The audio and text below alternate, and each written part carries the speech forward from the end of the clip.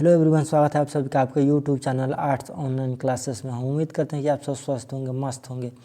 और जितने भी स्टूडेंट को ये लग रहा है कि उनका हिंदी का सिलेबस कंप्लीट नहीं हुआ है और वही एग्ज़ाम से पहले वो अपना सिलेबस कंप्लीट नहीं कर पाएंगे, उनके लिए हम हिंदी का एक बेस्ट सीरीज जारी कर रहे हैं जिसमें गद्य खंड और पद खंड के सभी सब्जेक्टिव प्रश्न को इस सीरीज़ में आपको कराया जाएगा।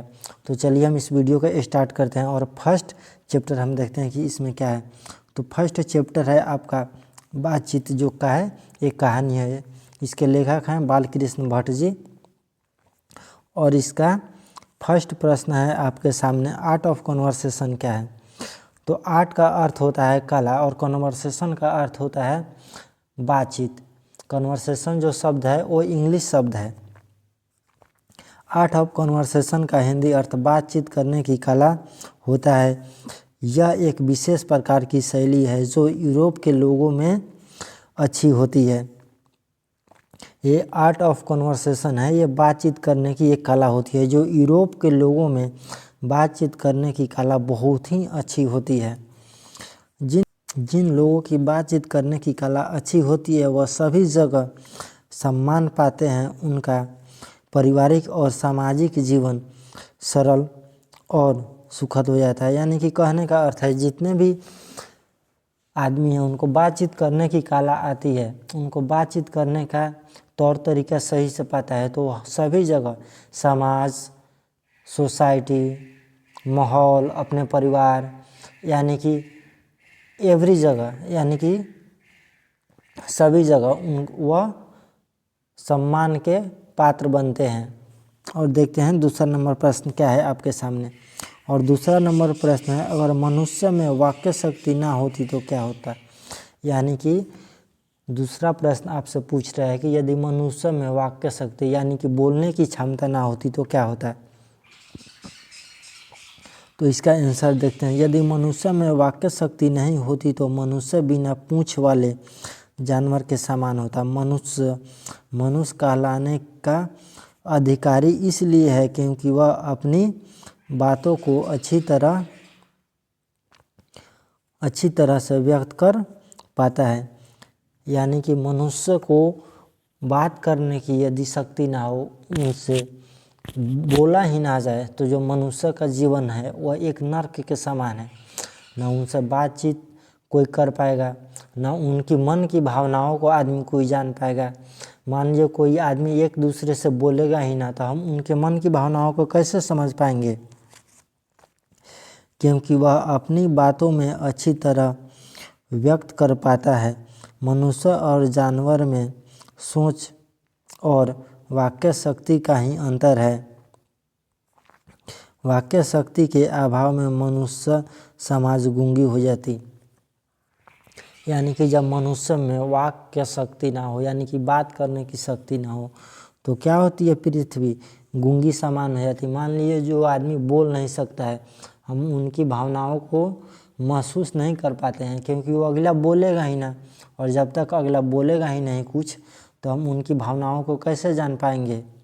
तो इसलिए मनुष्य जीवन में वाक्य शक्ति का होना बहुत ज़रूरी है। और तीसरा नंबर प्रश्न देखते हैं कि क्या है आपके सामने। तीसरा नंबर प्रश्न है, राम रमोवल किसे कहते हैं। तो आइए हम देखते हैं इसके आंसर को।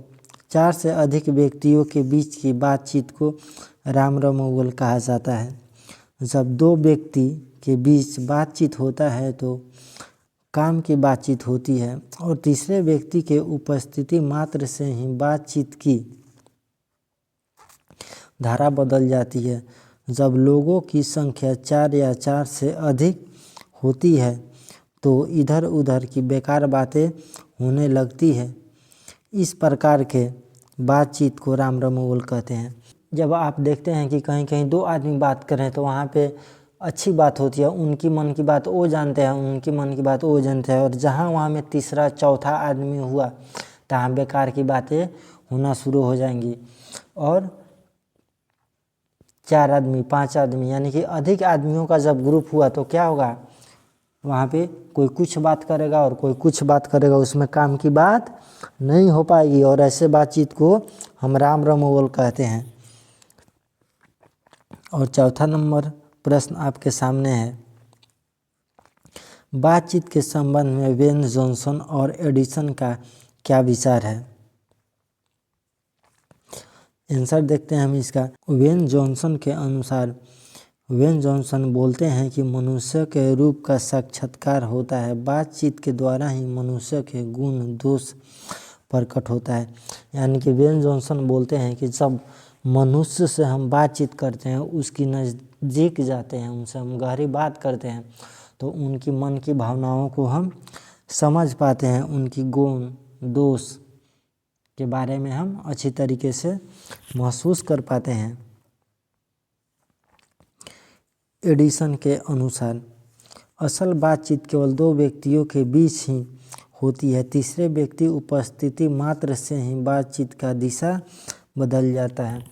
एडिसन का कहना है कि दो व्यक्ति का बातचीत ही असल बातचीत होता है, और जब तीसरा व्यक्ति उसमें उपस्थित होता है तो मान लीजिए कि बातचीत का धारा जो है वो बदल जाती है। आप कहीं कहीं देखते होइएगा कि दो आदमी के बीच जो बातचीत होता है, वह ये अपने मन की बात उनको कहते हैं और वो अपने मन की बात उनको कहते हैं, और जहाँ उसमें तीसरा व्यक्ति उपस्थित हुआ तहाँ क्या होगा, किसी की मन की बात कोई ना करेगा, बस दोनों आदमी चुप हो जाएंगे।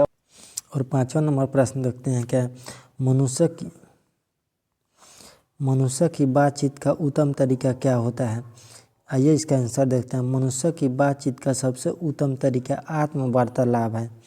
यानी क्या कहने का अर्थ है कि मनुष्य का जो बातचीत करने का तरीका है वो खुद से बात करना, किसी बुरे चीज़ पर सोचना, किसी अच्छे चीज़ पर सोचना, यानी कि खुद से बात करना ही आत्म वार्तालाप है। उसे अपने अंदर ऐसी शक्ति विकसित करना चाहिए कि जिससे वह अपने आप से बात कर सके। यानी कि मनुष्य को अपने अंदर ऐसी शक्ति विकसित करनी चाहिए जिससे वह अपने आप से बात कर सके। आत्म वार्तालाप से तात्पर्य क्रोध पर नियंत्रण करना है। यानी कि जो व्यक्ति खुद से वार्तालाप करता है वो क्या करता है, तत्काल क्रोध पर नियंत्रण करता है, जिसके कारण किसी व्यक्ति को कष्ट ना पहुँचे और संबंध में मधुरता आए। यानी कि मान लिया आप बातचीत कर रहे हैं किसी से और आप कड़वी बात बोल देंगे तो क्या होगा, दूसरे व्यक्ति से आपके संबंध में क्या होगी, कठिनाइयाँ होगी और उनसे खटास होगा। यदि किसी से मीठे बात करेंगे और अच्छे बात विचार उनसे रहेगा तो आपको क्या होगी, जो आपके संबंध है, रिलेशन है, उसमें मधुरता बढ़ेगी। और बातचीत चैप्टर में 5 ही सब्जेक्टिव प्रश्न थे जिसको हमने आसान भाषा में, सबसे आसान और सबसे सरल भाषा में हमने आप लोगों को समझा दिया है। यदि वीडियो पसंद आए तो वीडियो को लाइक, शेयर एवं चैनल को सब्सक्राइब करना ना भूलें। गद्यखंड और पद्यखंड दोनों बुक का यदि आप PDF लेना चाहते हैं तो हमारे इस नंबर पर कॉल ज़रूर करें, 73 19 88 53 73। जिस नंबर पे आप कॉल करेंगे तो आपको संपूर्ण हिंदी का PDF प्रोवाइड किया जाएगा।